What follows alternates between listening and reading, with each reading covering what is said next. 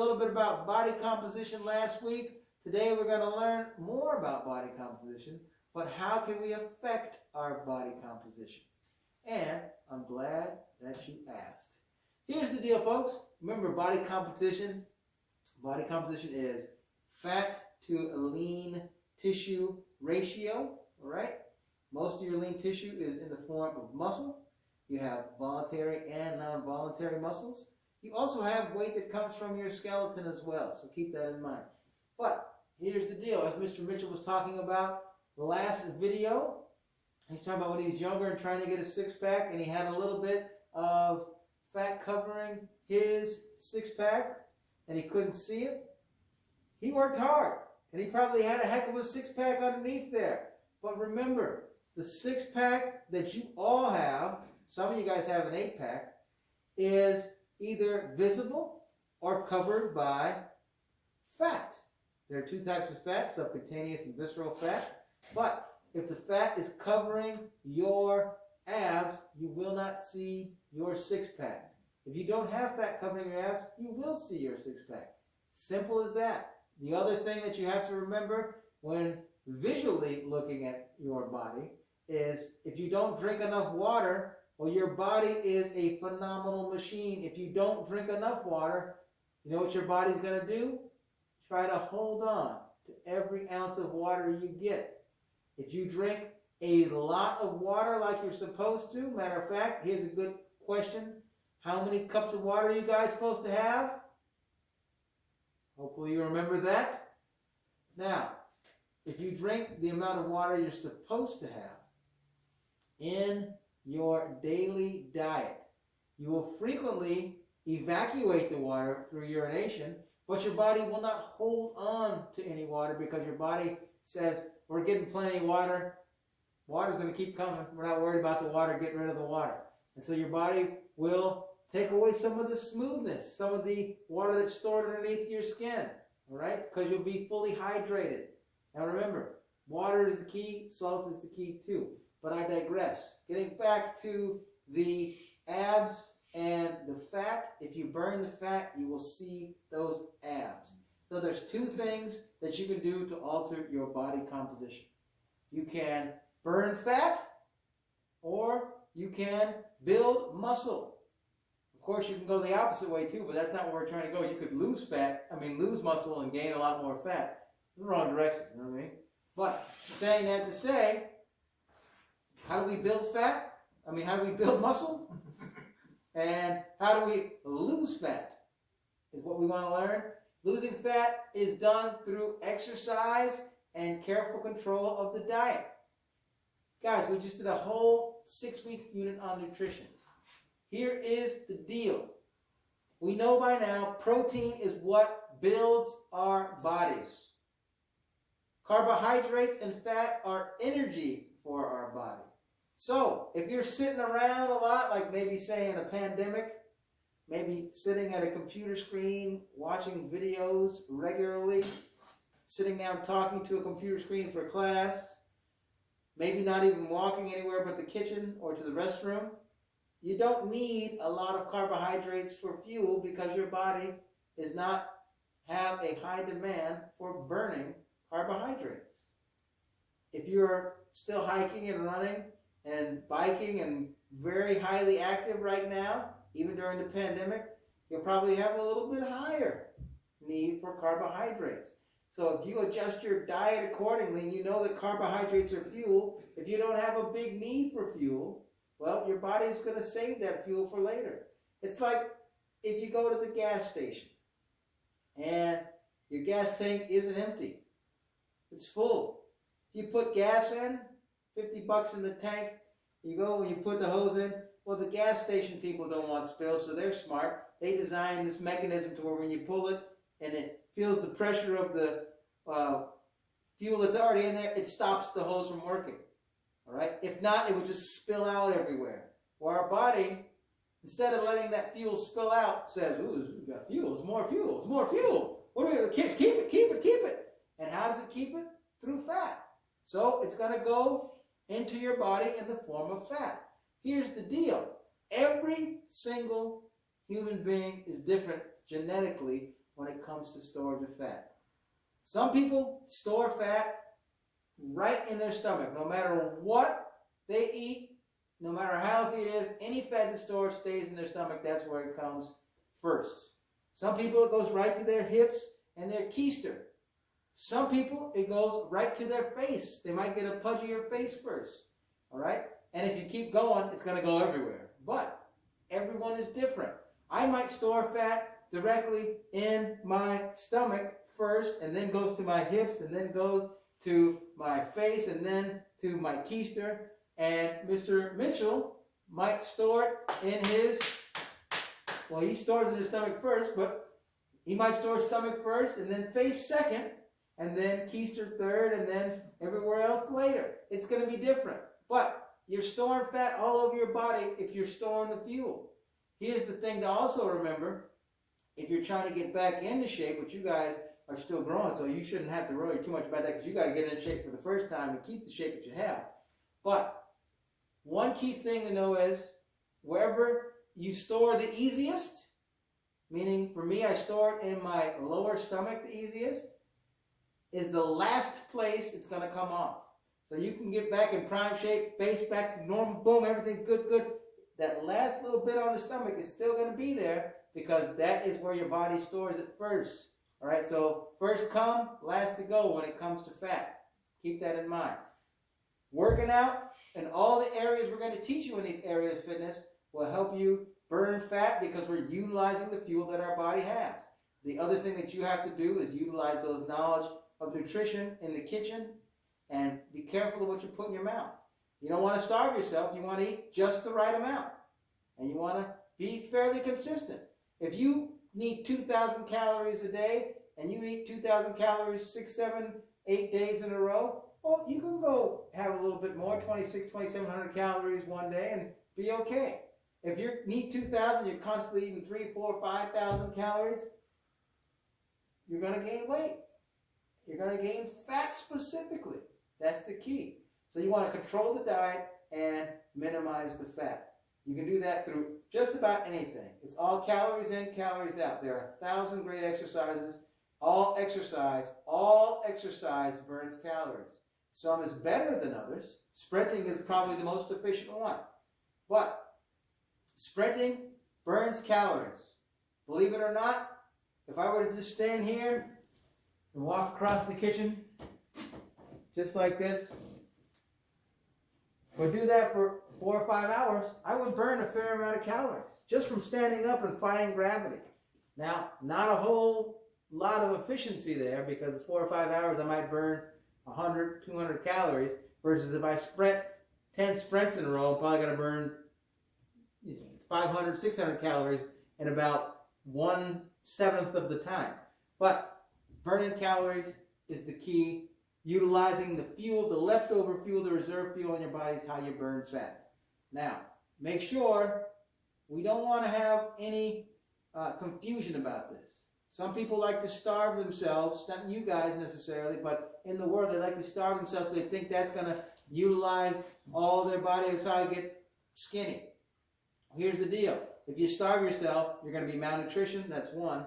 2, you will burn fat, because that energy is going to go. You're also going to burn all your muscle. And this is where it gets very, very serious and very, very problematic.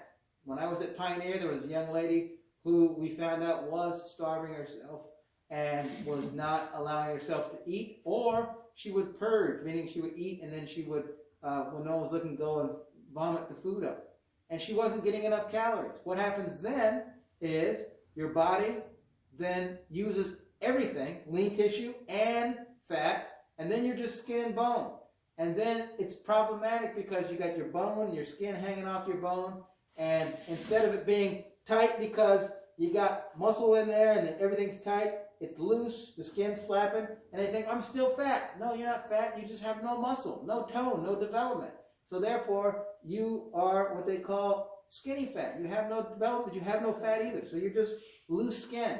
And that's not the way to look. It's not about looks, it's about health.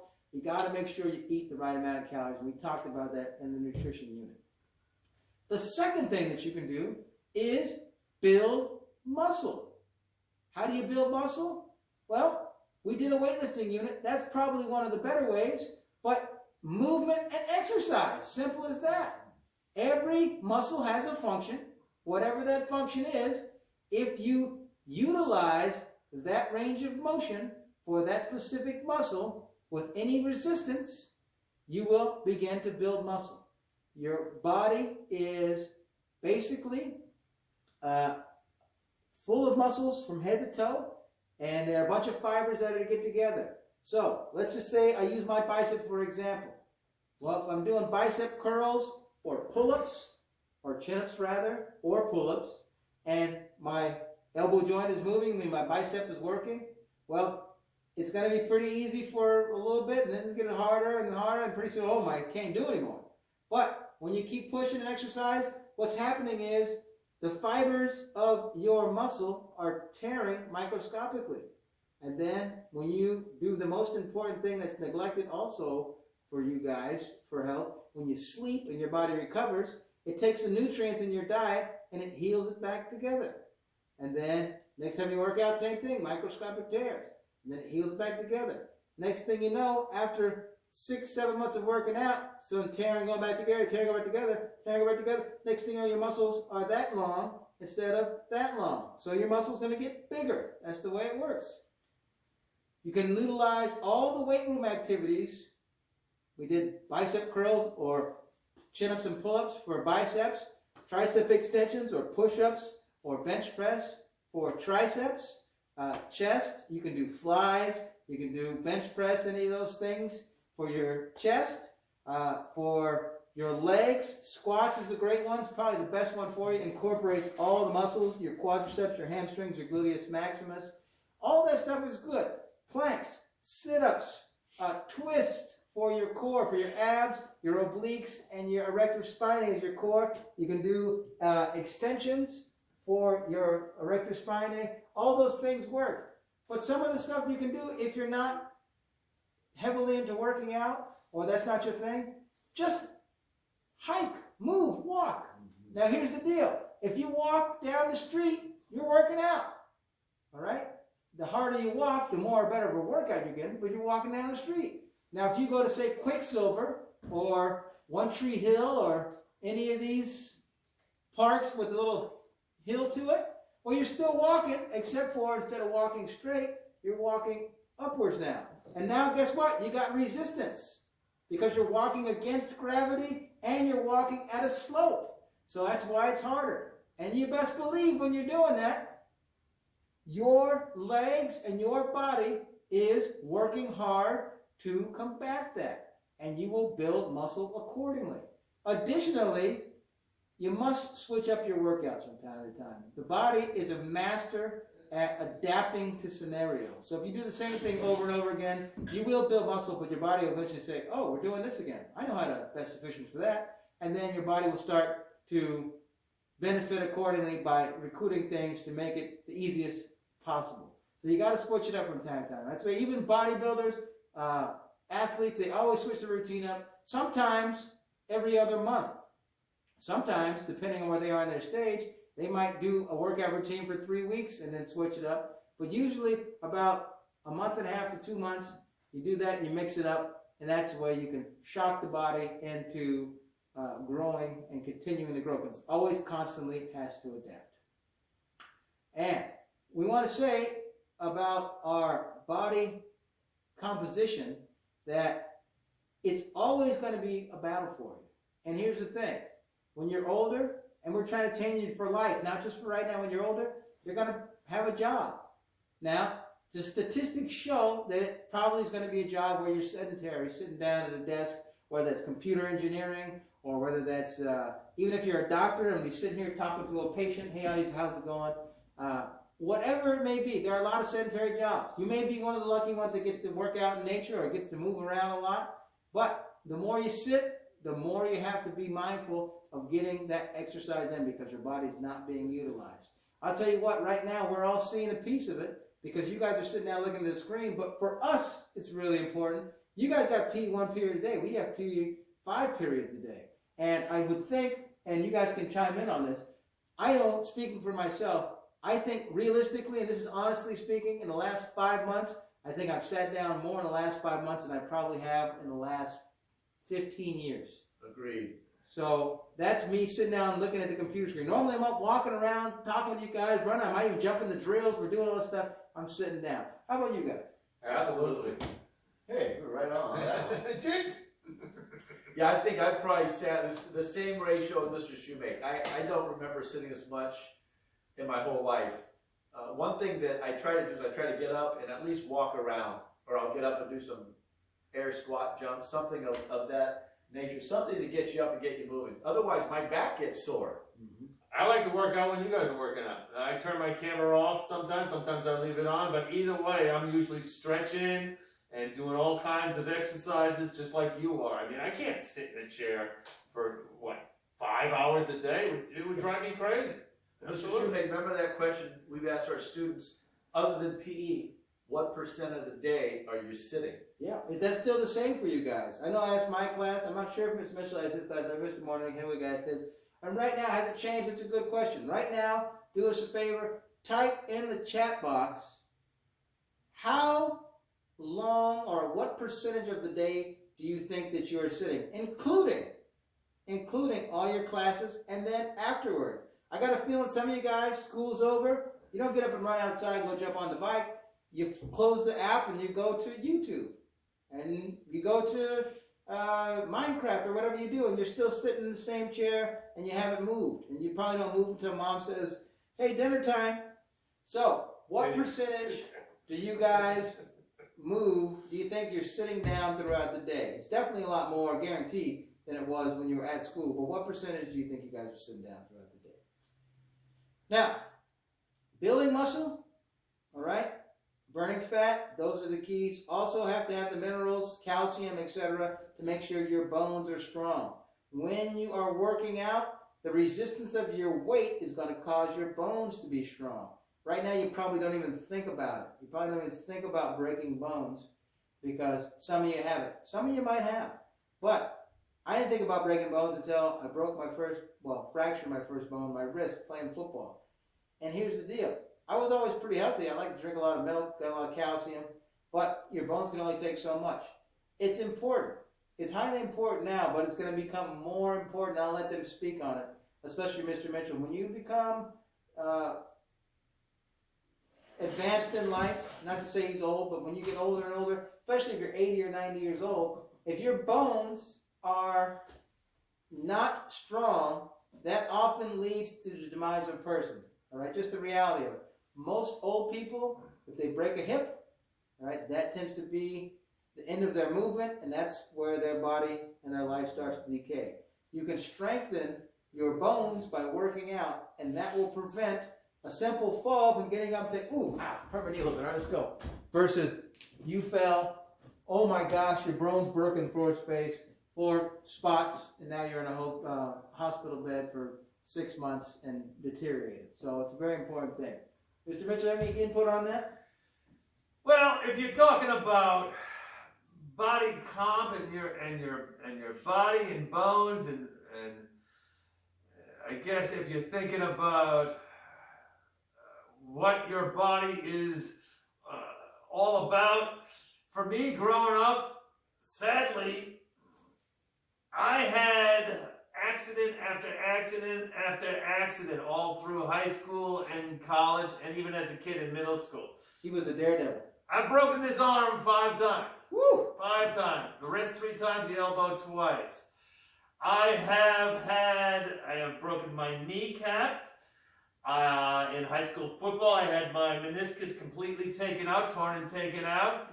I have had 3 orthoscopic surgeries on the same knee until finally last June they gave me a total knee replacement. So I now have a titanium knee. So if I'm going to take anything away from what we're talking about with the body and body comp, because I work out all the time, and I did all through my 20s and 30s and 40s. I was always in gyms, and I was everything else like that. If I'm going to take anything away from it, it is, even through all of these debilitating breaks and things that went on with my knees and my arms, I still, because I worked out and I was in good shape, I was never really overweight and I was in the gym all the time, I still bounced back like that. I had a cast on for whatever, 4 to 6 weeks, the cast came off, bang. I was right back to riding and hiking and going back into the gym. So if I'm going to take anything away from everything, it is the more you work out and the better your body is, the quicker it'll recover when something goes wrong. Better broken bone than a broken heart. There you go. Hey guys, I talked to Ducko. I don't know if I told you guys, I talked to Ducko. Ducky?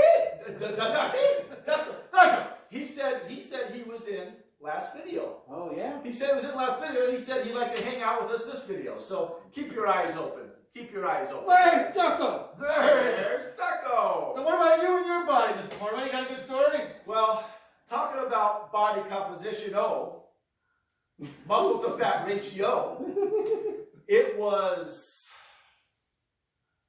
probably about 16 years ago. And we were on the tennis courts at Bret Hart, first period. It was in December, it was cold out.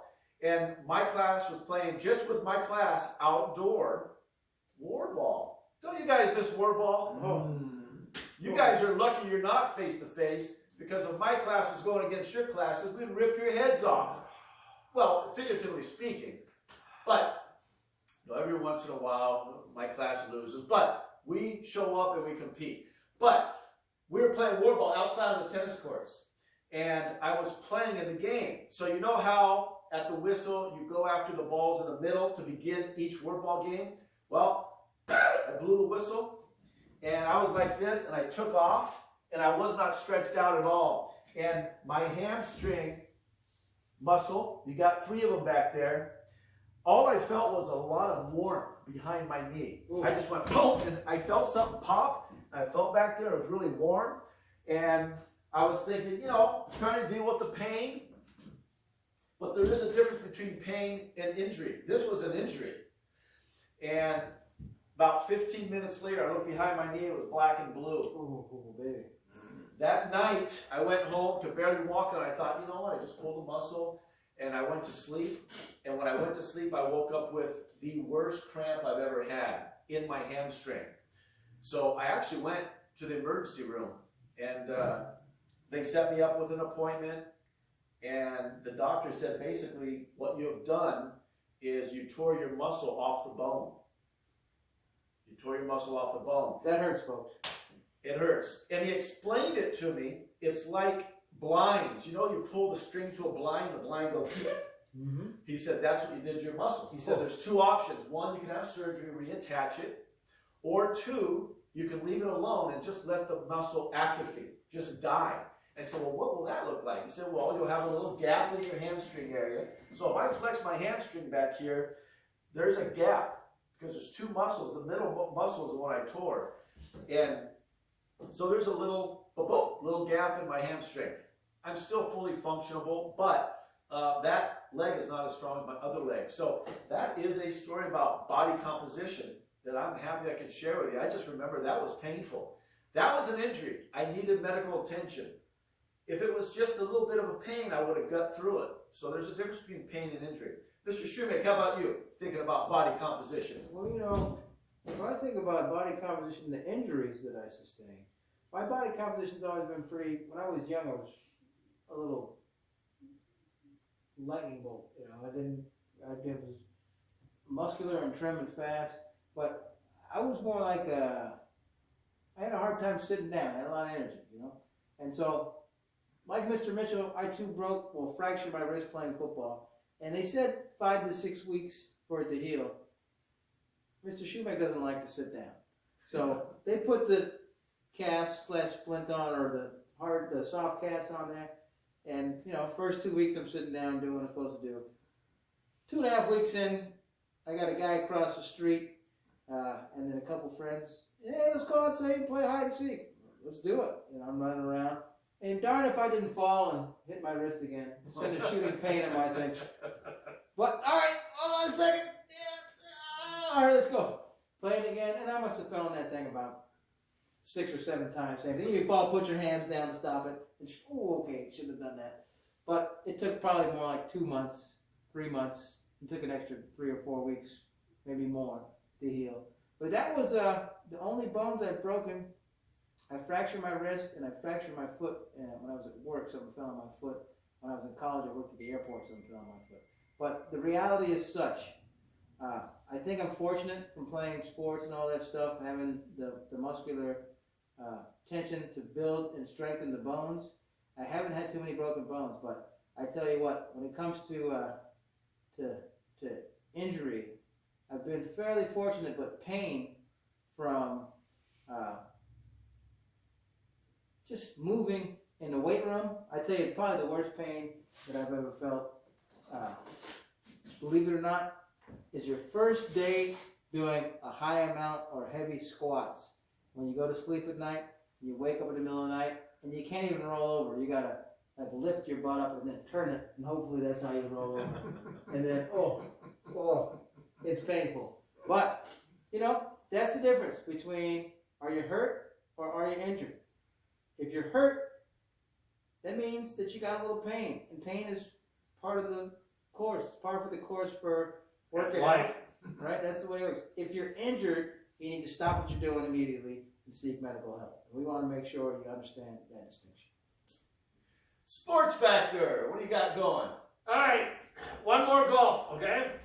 In tribute to Tiger. All right, so in golf, they have 4 majors. The majors are like the World Series or the championship of golf. They have 4 of them. They have the British Open, they have the U.S. Open, they have the PGA Championship, and they have the Masters. They have 4, okay? And for a golfer, a professional one, that is what they really want. They want to win a major, okay? Winning a tournament is great, but winning a major is awesome. So, Tiger Woods is second in the amount of majors won. That's how good he is, all right? There's a reason why many people think he's the GOAT, okay? But he's not first. So my question is, who is first in the amount of majors won in golf? How many, and how many is Tiger behind? Nice. We got quite a few golfers. I know in my class and last year, Caitlin Chang, Alan Lynn, all you guys and gals out there that golf, you should know that. Jolly Geographer. Oh, baby. All right, Jolly Geographers in the house. We're talking about muscle, talking about body composition. Did you get last week's? Last week's Where is Muscle Beach? Well, it's right on Venice Beach in Los Angeles, California. Right there in beautiful LA County. It's a beautiful place. I've worked out there a few times myself. Gotta love it.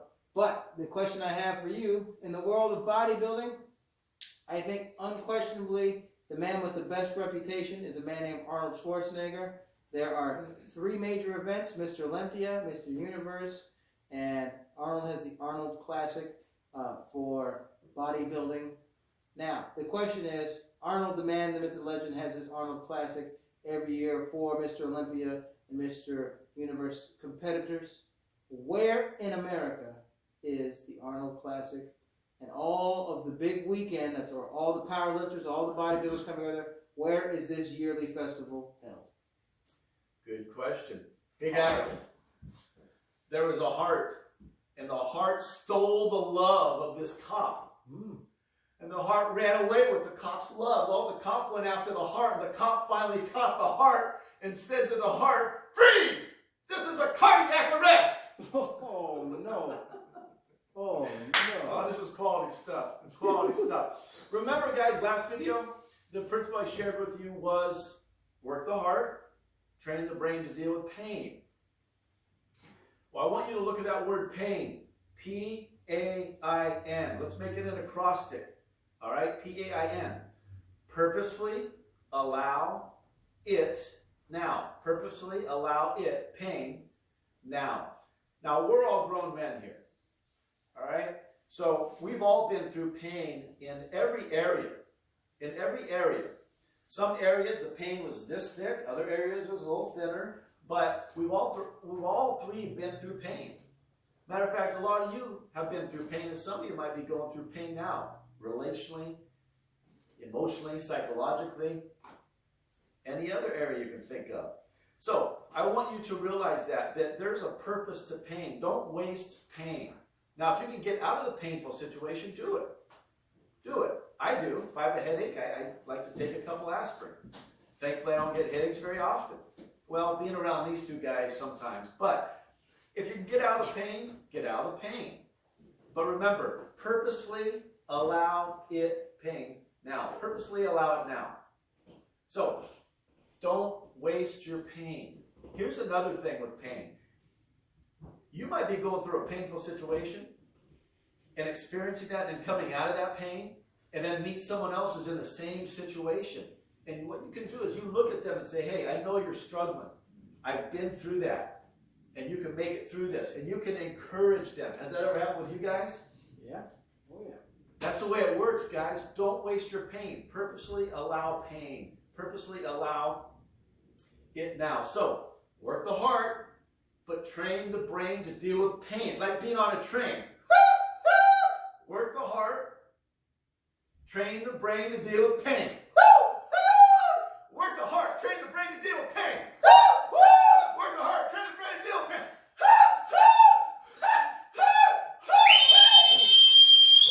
Whoa! What is going on here? What have we been doing here? Well, we're still building health and relationships, Mr. Shoemaker. And what's the purpose of Bret Hart? HR squared. Honesty, respect, responsibility. Ladies and gentlemen, pain, purple apples in Newark. No, it's purposely allow it now, Mr. Shoemaker. Purposely allow it now.